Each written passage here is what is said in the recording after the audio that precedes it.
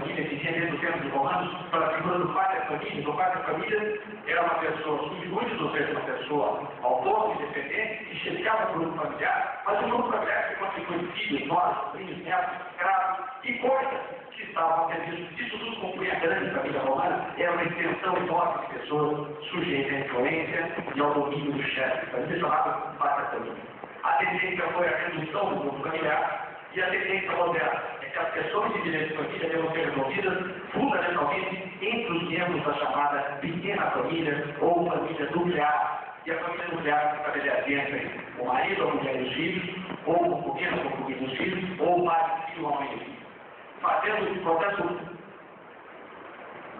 dividido sensivelmente o alcance da família, temos de olho que na matéria sucessória, enquanto podiam ser parentes, enquanto podiam ser sucessores dos falecidos parentes até o sexto grau, e essa situação já foi reduzida ao quarto grau, a obrigação alimentar de esses parentes até o segundo grau, ou seja, pode exigir até dos irmãos da pessoa necessitada, mas não além disso, a tendência moderna de fato a alcançar-se o ideal de se atender com eficiência, com plena efetividade, o pequeno número de pessoas do grupo familiar, de maneira mais realista e menos efetiva as pessoas que são parentes mais distantes e que o laço de afeição naturalmente é muito mais próximo do que aquele que tem entre as pessoas que estão ligadas mais próximamente.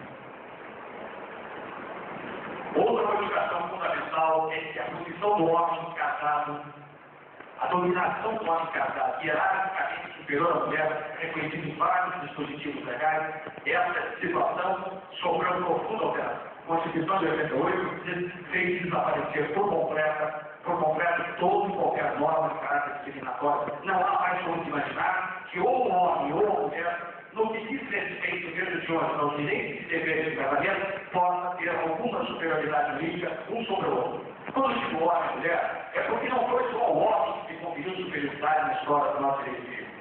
Um dos avanços mais significativos que a mulher teve, e muito mais significativo do que muitos dos avanços que o homem sobre a mulher, foi a norma da 246 do Código Civil, que criou uma classe de sustento reservado, e que dizia o seguinte: a mulher casada tinha como bem seu próprio reservado que não se comunicaria ao marido os bens que resultassem dos seus proventos, ou seja, no resultado do seu trabalho de qualquer natureza, esse resultado seria bem próprio da mulher e os bens que fossem adquiridos com esse resultado continuariam sendo bens privados ou particulares da mulher. Isso foi uma norma criada pelo Estatuto da Mulher Casada de 1962, que privilegiou a mulher, mostrando nesse tempo que nem sempre, ou nem em todos os aspectos, houve superioridade jurídica do homem sobre a mulher. No sentido de seriedade, o homem pretendeu o resultado de 4 meses de maternidade e que, sobre a mulher, dizendo, não, mas como houve um processo de igualdade, por força professora, teve o direito, ou o homem tem o direito de ficar passado 2 dias por mês, por pedido que se a mulher pode fazê-lo por força da sua menstruação, por igualdade o homem deve fazê-lo, embora não possa provar a mesma circunstância. Nós não devemos sempre deixar claro isso. A igualdade que se estabeleceu não é a plena igualdade sexual do idoso, isso é uma grande política que levava, às vezes, a decisões que são legítimas. As diferenças teóricas, psicológicas, ideológicas continuam existindo e existirão para sempre, digo sempre, graças a Deus. A igualdade estabelecida é a igualdade que diz respeito aos direitos e deveres que decorrem da sociedade conjugal. Aí é diferente. Aí o elemento sexo não é um fator de predomínio do direito de um sobre o direito do outro. Outro sinal que a alteração se promoveu profundamente no direito moderno é o que diz respeito à relação de pai e filho. A situação que existiu no direito romano em que o pai da família, tinha o direito de dominação sobre a vida e o direito até de matar o filho, qual era o poder absoluto que exercia sobre as pessoas sujeitas ao seu poder, evidentemente já apareceu o tempo. Mas nos últimos tempos nós já tivemos a possibilidade do pai praticar o cuidado de castigo de maneira moderada, mostrando a autoridade paterna exercida sobre os filhos. O poder que foi, transformou-se nos dias modernos em expressão significativa, chamando-se a ele hoje, tem mais o dever. Pai e mãe hoje têm mais deveres com os filhos do que propriamente poder. O poder passou a ter expressão, eu acho correta, de poder de função. Ele tem algum poder, porque tem maturidade sobre pessoas imaturas, para criar, tem orientar e, evidentemente, tem que formar a sua prova com essa única finalidade. não podem, por isso, cometer nenhum abuso, além do limite do necessário atingir esse desiderados. Por que é interessante nós observarmos como a intervenção do Estado, de um lado, foi prejudicial à família e de outro, tornou-se necessário. Reparamos, não dizer isso, mas são algumas constatações que são como exemplo. Nós sabemos que a intervenção do Estado, quando impôs o modelo família de forma institucionalizada, foi prejudicial. Porque desprezou qualquer preocupação com os interesses ou com a felicidade das pessoas que ficaram. Desprezou por completo. Não interessa ao Estado saber se as pessoas que estão casadas felizes ou não. A felicidade não entra como elemento de reflexão.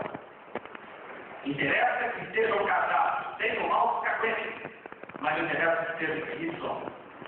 Vejam, senhores, que a intervenção do Estado, ao impor e manter o modelo, foi, sem dúvida, uma intervenção prejudicial. O Estado, aliás, a sociedade como um todo, o Estado, de certa maneira, provocou um fenômeno interessante do direito de família, que é a chamada desfuncionalização.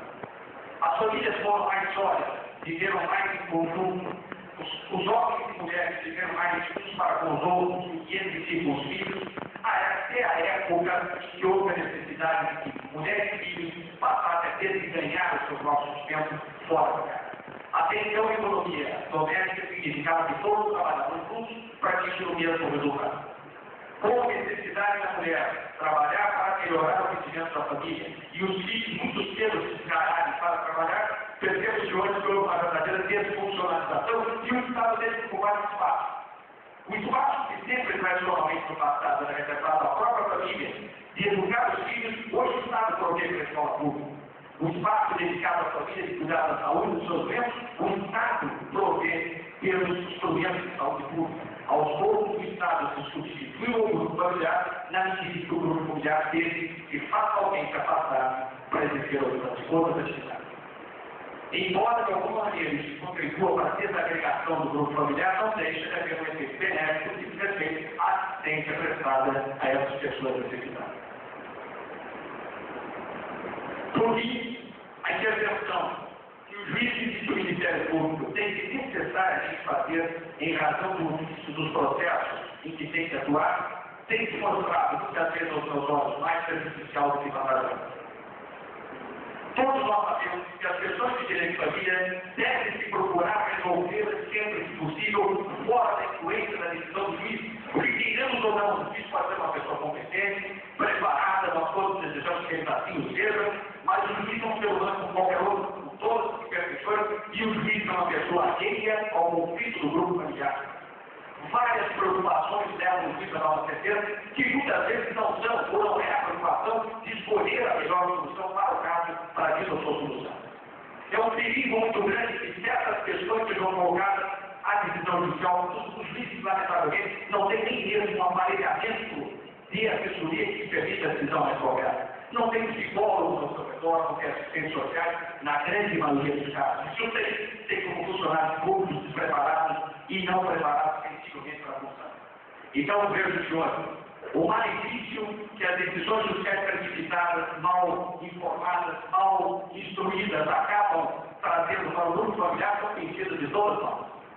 A atribuição de filho a um ou outro cônjuge, sem conhecer exatamente as peculiaridades de cada um, e outras questões dessa natureza, fazem com que essa também seja considerada uma intervenção, de certo modo, prejudicial do poder público pela pessoa do juiz na economia e no destino da família.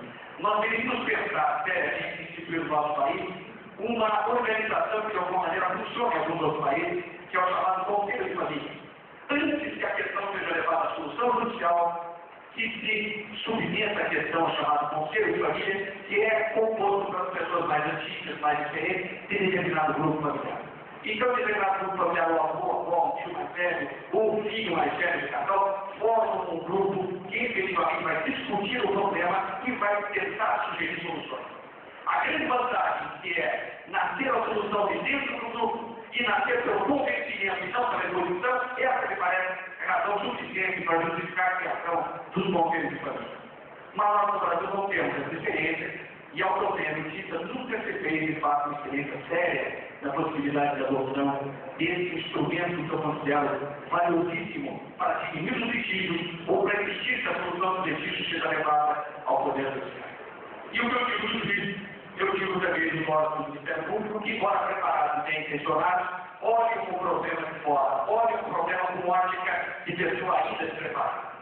Nós do Paraná, se do lado ficamos orgulhosos de ter juízes com 21, 22 anos de idade, promotores com 21, 22 anos de idade, há um lado negativo nesse ingresso muito precoce na carreira. Imagine se hoje uma pessoa recém-saída da fralda, podemos até dizer assim, pessoa que foi filho família até então, vivido, sustentado a susto de alguém na sua casa, repentinamente recebe uma soma de poder e no dia seguinte passa a decidir o destino de pessoas e filhas ligadas para o vínculo familiar. Isso tem se mostrado na prática desastroso e nós conhecemos inúmeros exemplos em que as soluções não estão as melhores e não é culpa do magistrado ou não é culpa do Ministério Público ao dar parecer no processo. A sua inexperiência não lhe pode ser atribuída. Não é culpa sua que lastimadamente os nossos cursos de direito terminem cedo ou sejam muito curtos e não se faça um estágio de amadurecimento da pessoa para o exercício dessas profissões. Mas essas são algumas observações preliminares que eu queria fazer hoje. Quando eu digo preliminares, não é para vocês se apavorarem. Me disse o diretor da escola que até o raiar do dia eu poderia falar, mas ele foi dito que teria que descansar para a palestra de amanhã, então eu estou tranquilo quanto a essa atividade. Vamos tentar identificar alguns aspectos trazidos por algumas leis que eu considero modernas do direito de família, vindo da lei de divórcio, que é do ano de 1977, a emenda constitucional número 9 de junho e a lei de divórcio de dezembro, para algumas operações trazidas nesse terreno. Foi muito bem lembrado pela Luiz Badaró que a Constituição Federal estabeleceu o princípio da igualdade entre o homem e a mulher quando os direitos e deveres nascidos da relação conjugal. A primeira colocação que causou perplexidade do direito brasileiro, e não é ainda uma questão resolvida, embora a maioria das pessoas já tenha a posição firmada a respeito, era saber se essas normas humanitárias, quanto aos cônjuges e quanto aos filhos de qualquer natureza, se essas normas entrarem em vigor efetivamente com a entrada em vigor da Constituição em 5 de outubro de 88, ou se essas normas são dependentes de regulamentação para sua entrada em vigor. Mas em tantas discussões batidas sobre isso, eu particularmente me rendi ao melhor dos argumentos de convencimento, que é o seguinte: eu entendo que essas normas entrarem em vigor na data da vigência da Constituição, porque são de tal forma absoluta que elas não comportam nenhuma espécie de regulamentação. Nada mais poderá fazer o legislador complementar do que repetir o preceito exatamente nas palavras que está posto no texto da Constituição. Ele não pode restringir um artigo do sequer do conceito sob pena de estar restringindo lei maior. E o regulamentador, evidentemente, não pode restringir o preceito que lhe seja superior. O caráter absoluto da igualdade entre homem e mulher e de filhos de qualquer natureza não dá margem a que nenhuma regulamentação eficaz possa ser feita. E se assim é, não há como negar. Os direitos e deveres de tratamento para o homem e para a mulher são hoje absolutamente idênticos, sem nenhuma diferença. Não há mais como tergiversar a respeito disso. E o mesmo se pode dizer com respeito aos direitos e deveres dos filhos de qualquer natureza. Que hoje os filhos que antigamente eram tão disciplinados, as categorias eram tão variadas, que merecem todos hoje o mesmo tratamento jurídico. Quando nós cuidamos do princípio da igualdade de direitos entre maridos e homens e casados, trazido pela norma do artigo 126, parágrafo 5 da Constituição Federal, nós não podemos, seguindo o que eu acabei de dizer aos senhores, nós não podemos mais pretender que haja uma convivência entre as normas que conflitem com o novo texto constitucional. Nós sabemos que as normas do direito anterior, que combinam e não atritam com a nova ordem constitucional, são recepcionadas pela mesma ordem e continuam em vigor. Mas quando normas hierarquicamente inferiores ou do mesmo plano hierárquico confrontam com o novo texto constitucional, elas servem para o fenômeno da revogação. Eu considero, portanto, todos os dispositivos legais que criem algum tipo de discriminação do tratamento entre o homem e a mulher casada, absolutamente revogado, não está mais em vigor no nosso ordenamento. O primeiro dos dispositivos, que foi amplamente atingido e traz modificações muito grandes no nosso ordenamento, é a norma do artigo 233 dos seus incisos do Código Civil. O artigo 233 foi o que fundamentalmente estabeleceu ou atribuiu ao homem casado a chefia da sociedade conjugal. Hoje nós não temos mais chefe na sociedade conjugal. O que deveria ter o seguinte, e essa é uma questão que ainda se está discutindo para saber qual será a solução definitiva dela, essa questão está ainda perfeitamente solucionada. Não há dúvida mais de que o homem e a mulher estão no mesmo plano de igualdade política, no mesmo plano. A questão a saber é a seguinte: se para aqueles atos que o marido estava autorizado a praticar sem necessidade da concordância da esposa, ou que a esposa estava autorizada a praticar sem necessidade da concordância do marido, agora qual é a novidade? Terão eles que participar conjuntamente de cada um dos atos, ou cada qual ganha uma legitimidade própria e exclusiva. Por exemplo, o marido tradicionalmente faz a legislação dos bens do casal e dos bens móveis, inclusive da mulher. E a interessante se sentir o domínio do marido, inclusive aos conselhos que é o volume do casal dos bens próprios do homem. Parece que a solução adequada no caso é que o homem ou a mulher, portanto, uma legitimidade exclusiva de cada qual, não há mais hipótese, não penso eu, não há necessidade de uma concorrência de legitimidade, ou seja, não há necessidade de a cada vez, em cada passo, o homem e a mulher compareçam para a solução de toda e qualquer questão que tiver feito o casamento, porque isso, ao invés de facilitar, acabaria entravando o desenrolar natural das relações familiares, das relações do grupo familiar com terceiras pessoas. Hoje nós devemos entender o seguinte: aquela forma que exigem a participação do homem e da mulher conjuntamente para a sua validade e a sua eficácia, essas continuam, então, porque é uma validade e qualidade. Quando diz a lei, por exemplo, que o homem casado ou a mulher casada, nós atinjamos, precisa do autógrafo, do cônjuge, para alienar bem imóveis ou moderar bem imóveis, essa norma já tinha um caráter de qualidade. Já era uma norma paritária, o que quer dizer, já naquela época, a alienação ou moderação do bem imóveis precisaria ser feita igualmente por ano. Essa norma não sofre de moderação. Mas para todas as demais, como só o marido atuar ou só a mulher atuar, entendo eu, pode só a mulher ou só o homem atuar. Qualquer vez hoje pode simplesmente fazer.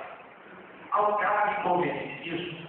E esse inconveniente foi muito bem lembrado do professor Orlando Gomes quando elaborou o projeto de Código Civil de 1962. O senhor conhece a figura maravilhosa do Orlando Gomes, que foi homenageado pelo professor Júlio Varela com o título de Príncipe dos Juristas Brasileiros, ou Príncipe dos Civilistas Brasileiros. E, de fato, ele foi o mais notável dos nossos civilistas contemporâneos, falecido há poucos anos. O projeto do professor Orlando Gomes é um projeto moderno.